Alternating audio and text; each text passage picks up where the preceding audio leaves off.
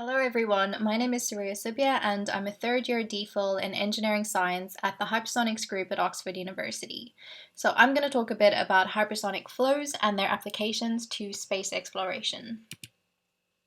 So to give you some background, I have a BSc in Aeronautical Engineering from Wits University in South Africa. I then became a Fulbright Scholar and obtained my MSc in Aerospace Engineering from the Georgia Institute of Technology before starting as a DPhil at the Oxford Thermofluids Institute, where I research experimental hypersonic flows. So this is a picture of me next to the Oxford T6 hypersonic tunnel, which I'll talk a bit more about later. Okay, so what are hypersonic flows? So this is a chart showing some of the relatively fastest things in the universe. Right at the bottom, we have Usain Bolt, the fastest human, at around 23 miles per hour. We have the fastest land animal, the currently fastest car, and then the fastest commercial airliner, the Boeing 747. Then, above that, we have the SR-71, which was a CIA spy plane that flew at around Mach 3.3.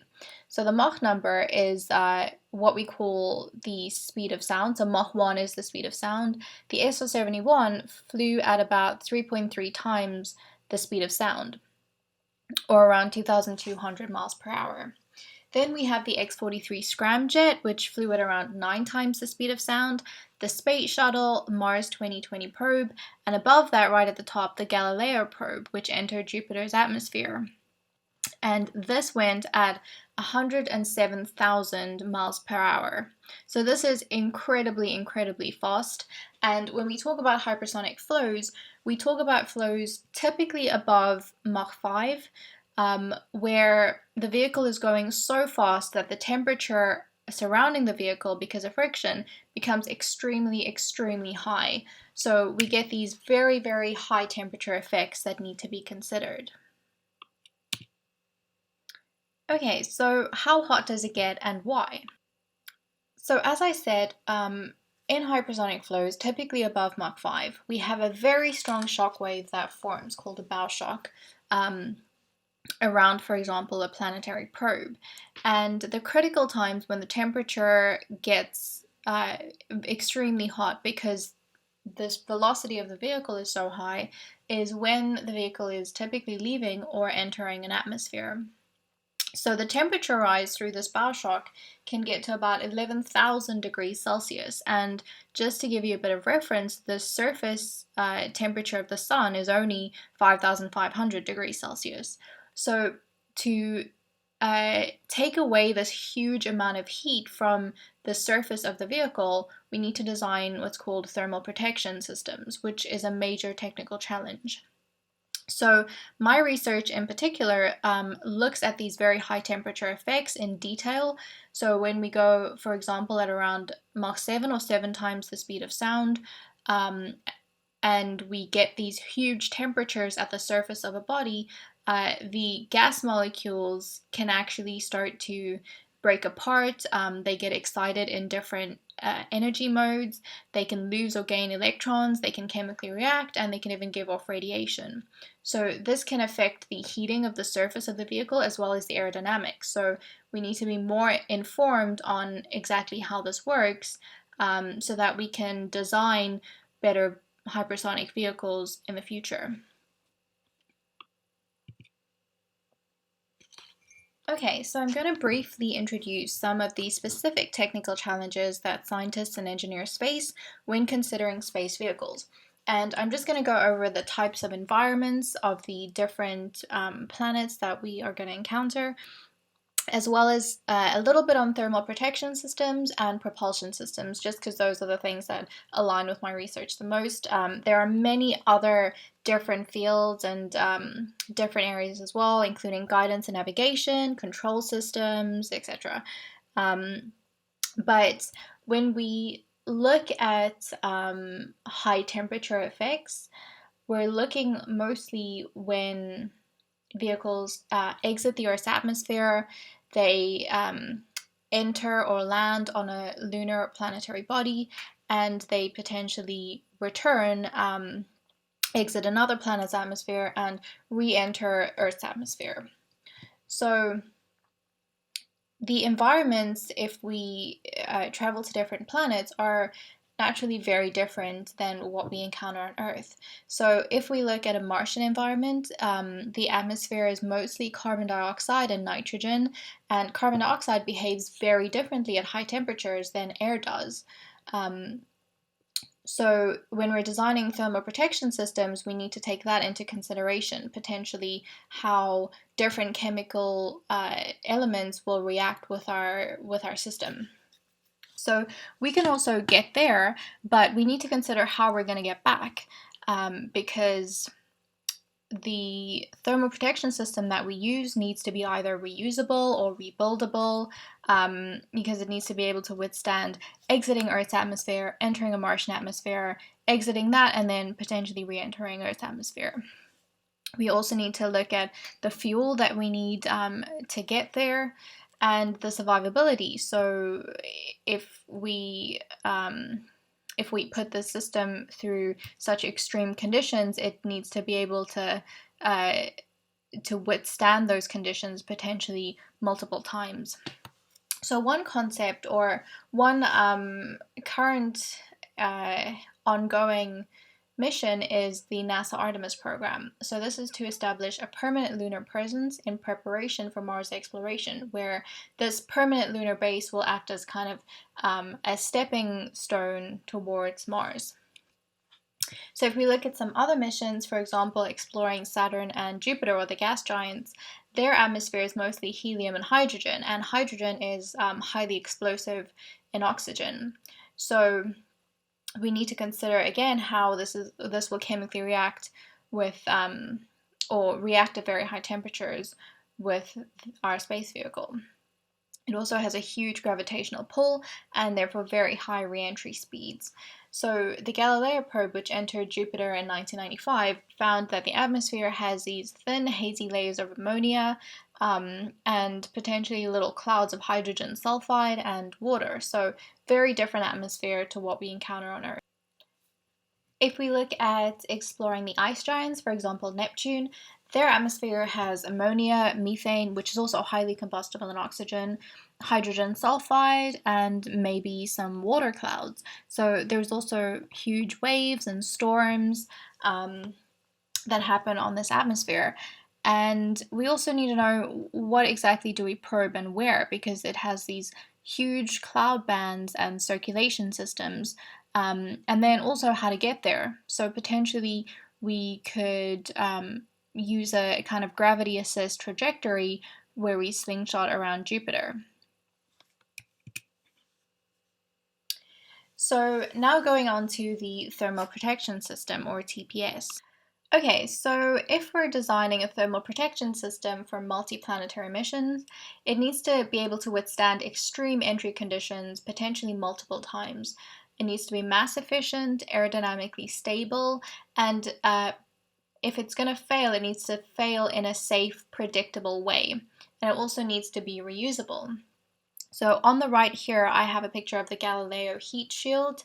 And you can see before entry versus after entry, a huge amount of that material has been lost. So an ablation heat shield is made up of carbon compounds which burn off essentially as it's entering an atmosphere. And as it burns, it carries away a huge amount of this heat. But this means that the shape of the vehicle is changing as it's flying, which affects the aerodynamics. And it's also not reusable. So once that material is gone, it's gone. So there are some other active areas of research on different types of thermal protection systems, and I'll go over very few limited examples of these here.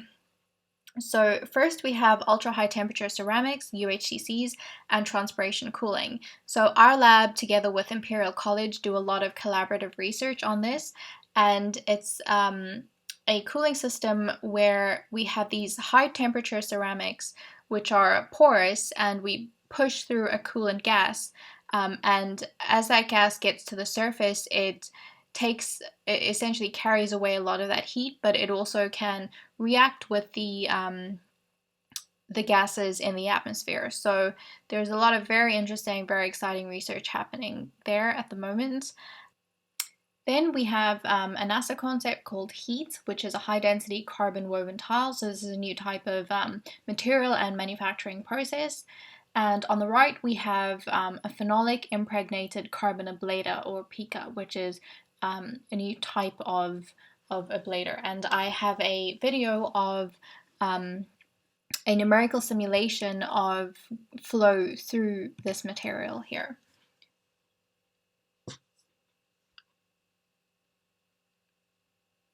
So also a lot of interesting research on how to actually simulate these types of flows and material interaction. Okay, so next up we have propulsion systems. So in hypersonic flows, we can divide this into aircraft propulsion and space propulsion. So aircraft propulsion has to do more with hypersonic flight and those scramjet concepts that I mentioned earlier. So for example, here we have a picture of reaction engine Sabre engine, which is a supersonic combustion engine on a Skylon hypersonic plane.